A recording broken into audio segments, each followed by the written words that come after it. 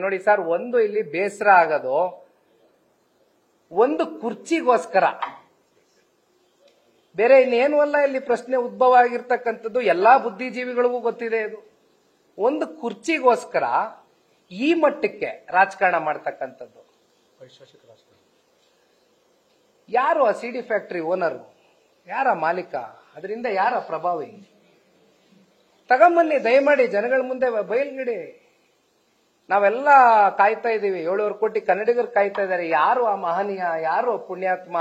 ಇಷ್ಟು ಸಿಡಿಗಳನ್ನ ಇಷ್ಟು ಸಮಯ ಕೊಟ್ಟು ಬಂಡವಾಳ ಹಾಕಿ ಆಮೇಲೆ ಈ ಜನಗಳನ್ನ ಇಟ್ಟು ಇಷ್ಟೆಲ್ಲ ಪಾಪ ಸಿಡಿಗಳು ಮಾಡಿಸಿರೋ ಅಂತ ಪುಣ್ಯಾತ್ಮ ಯಾರು ಅಂತ ನಾವೆಲ್ಲ ಕಾಯ್ತಾ ಇದೀವಿ. ಒಂದು ದೂರು ಕೊಡಿ ರಾಜಣ್ಣ ಅವರೇ, ದಯಮಾಡಿ. ಯಾಕೆ ಹಿಂಗ್ ಸತಾಯಿಸ್ತೀರಿ?